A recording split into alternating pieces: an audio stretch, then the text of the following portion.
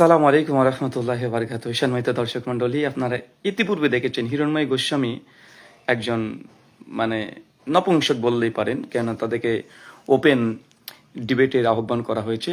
এই মানে সৎসাহস নেই, শুধু ফেসবুকে আছে, ফেসবুকে উল্টাপাল্টা ইসলাম বিষয়ে মন্তব্য করে ভাইরাল হওয়ার চেষ্টা, এবং সেই নেশে মত্ত হয়ে আছে। উল্টাপাল্টা ভুল ভাল না হিন্দু ধর্ম জানে না ইসলাম জানে, নাস্তিকদের কিছু ভিডিও দেখে নাস্তিকদেরকে জামাইবাবু মনে করে। এরা আসলে নাস্তিকদের ভিডিও দেখে মানে এটা আসলে নাস্তিকদেরকে জামাইবাবুই মনে করে, এরকম একটা ব্যাপার।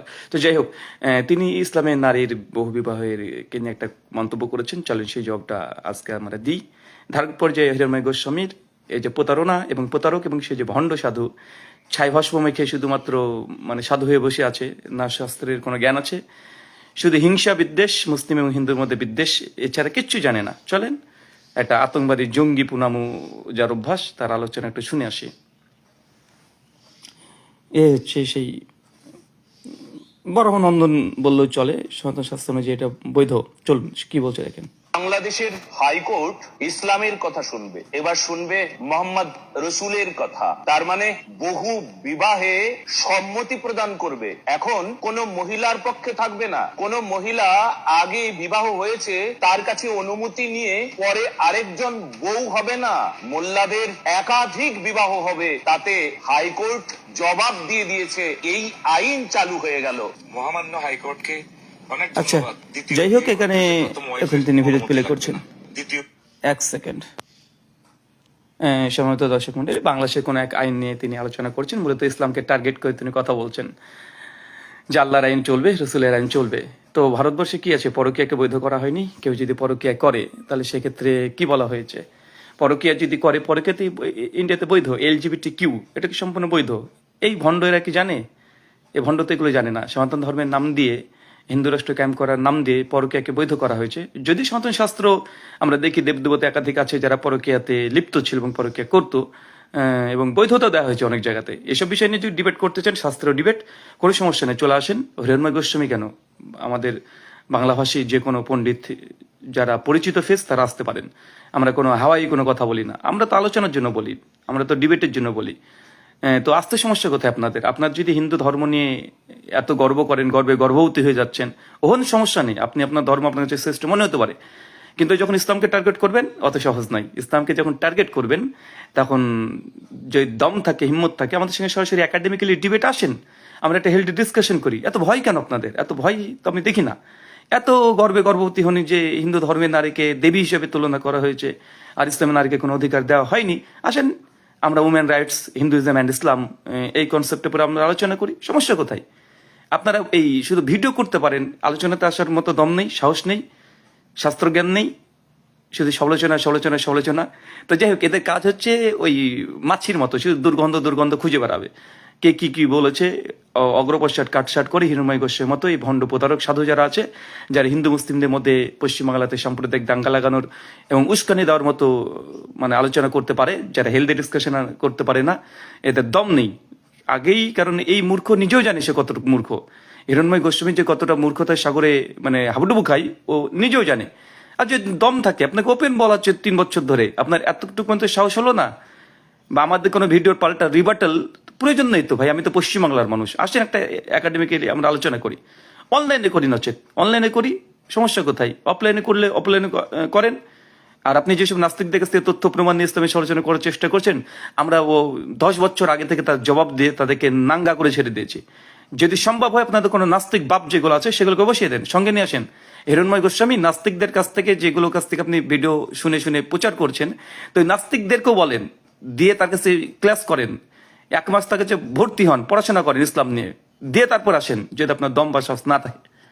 সম্মানিত দর্শক মন্ডলী, এরা কি যে আমি বুঝি না, মানে মানুষ মূর্খ হলে কি এতটা পরিমাণে মূর্খ হয়? আপনি ইসলাম নিয়ে সমালোচনা করছেন, বেশ ভালো, কোনো সমস্যা নাই, কিন্তু আপনি যে সমালোচনা করছেন, তো আমরা তো বলছি আসেন আমাদের সঙ্গে বসেন। বসার মতো হিম্মত নেই, যোগ্যতা নেই, এইসব বরাহনন্দন। চলেন যে কনসেপ্ট নিয়ে কথা বলেছে যে ইসলামে বিবাহের সময় নারীর অনুমোদন আছে, দ্বিতীয় বিবাহের ক্ষেত্রে নিতে পারবে কি পারবে না, সেক্ষেত্রে বাংলাদেশের সরকার কি রায় দিয়েছে সেটা পরের বিষয়। এখন কথা হচ্ছে যে হিন্দু ধর্মে কি বলে। হিন্দু ধর্মে কি নারীর প্রথম ফার্স্ট বিয়েতে নারীদের কি সম্মতির প্রয়োজন আছে? সম্মতির প্রয়োজন আছে? হিরণময় গোস্বামী, আপনার মতো মূর্খরা তারা খুব ভালোভাবে জানে। কিন্তু জনগণ, সনাতনী জনগণ যারা আছে, সবার কথা বলছি না, অধিকাংশ সনাতনী জনগণ যারা আছে, হিন্দু যারা আছে, তারা আপনার মতো নোংরা মানসিকতার না, তারা বুঝে। আর কিছু এই মানে কট্টরপন্থী আছে, যারা কট্টরপন্থী তারা তো মূর্খ, জিন্দগিতে শাস্ত্র জ্ঞান কিছু নেই, পড়েনি। চলেন আমরা একটু দেখে আসি যে হিন্দু ধর্মের মধ্যে রাক্ষসী বিবাহকে বৈধতা দেওয়া হয়, রাক্ষসী বিবাহ, পৈশাচ বিবাহকে বৈধতা দেওয়া হয়, এরা আবার এসেছে ইসলামকে নিয়ে কটাক্ষ করতে। চলেন কিছু শাস্ত্র দেখি। আচ্ছা, এটা হচ্ছে দেবী ভাগবত। দেখেন, দেবী, নারীদেরকে দেবী বলা হচ্ছে। সেই দেবী ভাগবতে কি বলছে? পঞ্চানন তর্করত্ন সম্পাদিত, নবভারত পাবলিকেশন, কলকাতা থেকে ছাপানো হয়েছে। আমি জাস্ট এখানে 6 স্কন্দ দ্বিবংশীয় অধ্যায়, মানে 22 অধ্যায়, আমি শ্লোক সংখ্যা দেখাবো, 32 এবং 33। দেখেন কি বলছে। এখানে একটা ঘটনা আছে, সেই ঘটনাকে কেন্দ্র করে বলছে। দেখেন, তিনি বলছে সিদ্ধান্ত বিদিত আছে, মানে এখানে দেখেন, আমি এখান থেকে পড়ছি। আপনি তো শাস্ত্রের এই স্থির সিদ্ধান্ত বিদিত আছেন যে পিতা যাহাকে কন্যা দান করিবেন, কন্যার সেই পতি হইবে। কন্যা কখনোই স্বাধীন নহে, সে সবসময় পরাধীন থাকিবে। এইখানে দেবী ভাগবত পরিষ্কারভাবে কি বলছে? হিন্দু সনাতন ধর্ম অনুযায়ী যদি পিতা যে পাত্রের কাছে কন্যাকে দান করতে চাইবেন, করতে পারেন। এখানে তার কন্যার কোনো সম্মতির প্রয়োজন নেই। পিতা যদি মনে করে যে আমি তার কাছে আমার কন্যাকে দান করব, দান করে দিতে পারে। তার কোনো অধিকার নেই, কোনো সম্মতি, কোনো কনসার্ন কিচ্ছু দিতে পারবে না, দিয়ে দিতে পারবে। এটাই শাস্ত্রবিদিত আছে।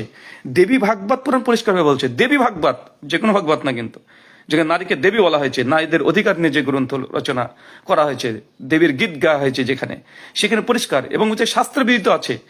এখানে 2 নম্বর বিষয়, সনাতন শাস্ত্রে এটা সেটা সকলেই জানে, অত রেফারেন্স দেখানোর আমাদের এখন সময় নেই।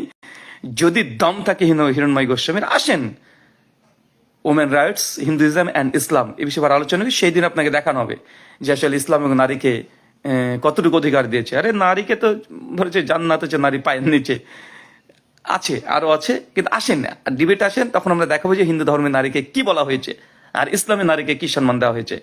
প্রয়োজন হলে বললাম না, নাস্তিকদের কাছে পড়াশোনা করে আসেন, যাদেরকে জামাইবাবু মনে করেন তাদের কাছে পড়াশোনা করে আসেন। 2 মাস সময় নেন দরকার হয়, একদম বই খাতা নিয়ে তাদের কাছে রীতিমতো পড়াশোনা করেন, তারপর আসেন আমাদের সঙ্গে ইসলামে ডিবেট করতে। আরে নাস্তিকদের আজকে এইসব ভিডিও থেকে আপনারা মানে আস্ফলন করছেন, ওইগুলো 10 বছর আগে আমরা রিফুট করে ছেড়ে দিয়েছি, ডিবাং করে ছেড়ে দিয়েছি, মুতোর জবাব দেওয়া আছে। কিন্তু আপনাদের দম নেই, সাহস নেই যে একজন ধর্ম পণ্ডিত হওয়ার পরেও আমাদের সঙ্গে আলোচনাতে বসতে। যে হিন্দু ধর্মে, সনাতন ধর্মে রাক্ষসী বিবাহ, পৈশাচ বিবাহকে বৈধতা দেওয়া হয়েছে, যেখানে কিডন্যাপিং বিয়েকে বৈধতা দেওয়া হয়েছে, এবং হিন্দু ধর্মের কোন কোন দেবদেবতা মহাপুরুষরা কিডন্যাপ করে যেটা মানে রাক্ষসী বিবাহ করেছে, তাদের নাম ধরে ধরে শাস্ত্র থেকে দেখিয়ে দেব যে কোন কোন দেবতা এবং তাদের পূজনীয়, একদম বড় মানে সবচেয়ে বড় দেবতাদের মধ্যে অন্তর্ভুক্ত ভগবান পার্বতী, শ্রীকৃষ্ণের ব্যাপারে পাওয়া যায় যে রাক্ষসী বিবাহ, রুক্মণীকে যখন বিবাহ করেছিল, সেই বিবাহটাকে কি বলা হয়েছে শাস্ত্রে। তো যারা মানে আমি বুঝি না, মানে নিজেরাই নোংরা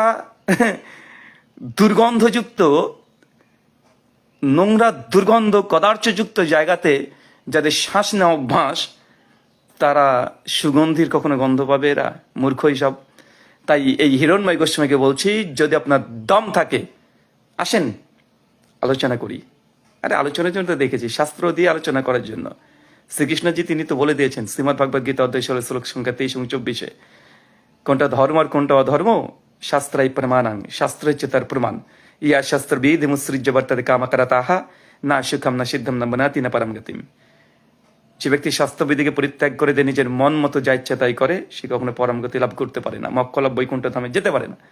তো এত ভয় কিসের আমি বুঝি না। আপনারা তো পণ্ডিত, সনাতন শাস্ত্রের বিদগ্ধ পণ্ডিত, একদম চিৎকার মেরে গর্ভবতী হয়ে যান। তো আপনাকে আলোচনার জন্য ডাকা হয়েছে, আলোচনা থেকে পালাই কারা পালাই বলেন তো? নপুংসের মুখের মতো কারা পালাই?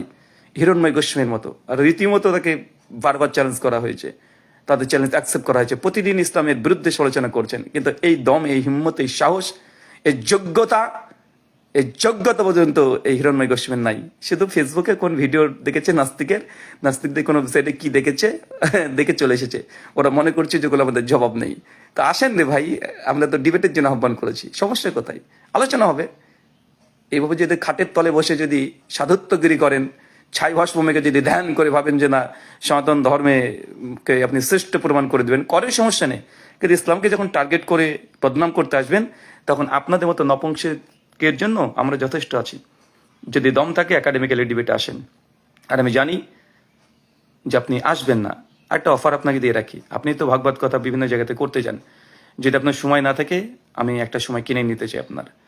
আপনি একদিনে প্রোগ্রাম করে যে টাকা পান তার চেয়ে আরো 10,000 টাকা বেশি দেবো, আসেন আলোচনা করতে। যদি আপনি আপনার যা ডিমান্ড, একদিন প্রোগ্রাম করতে গিয়ে আপনার যা টাকা পয়সা নেন, যে দক্ষিণা নেন, বলবো না যে টাকা পয়সা, দক্ষিণা, হ্যাঁ, যে দক্ষিণা নেন, সেই দক্ষিণা মানুষ জনগণ আপনাদেরকে সনাতনীরা যা দেয় তার চাইতে আমি 10,000 টাকা বেশি দেবো, আসেন আমরা আলোচনা করি। ইসলাম এবং হিন্দু ধর্মে নারীর অধিকার এ বিষয়ে নিয়ে আসেন আলোচনা, বা মানে হিউম্যান রাইটস ভায়োলেশন কে করেছে, ইসলাম না হিন্দু ধর্ম, সে বিষয়ে। যুদ্ধনীতি ইসলাম বনাম হিন্দু ধর্ম, আসেন এই বিষয়ে আলোচনা করি। দণ্ডবিধি ইসলাম বনাম হিন্দু ধর্ম, আসেন আলোচনা করি। কি বিষয় নিয়ে আলোচনা করবেন আসেন দেখি। আমি জানি আসবেন না, কারণ আপনার দম কতটুক কেউ না জানলে আপনি ঠিকই জানেন। শুধু ছাই ভস্মকে সোশ্যাল মিডিয়া পেয়ে গেছেন, আর দলীয় দাপট দেখাবেন, ক্ষমতা দেখাবেন, পাওয়ার দেখাবেন, সংখ্যাগরিষ্ঠতার যে দলীয় দাপট সেটা দেখাতে পারবেন। একাডেমিক আলোচনাতে আপনাদের আসার মতো কোনো যোগ্যতাই নেই। ধন্যবাদ নপুংসক হিরণ্ময় গোস্বামী।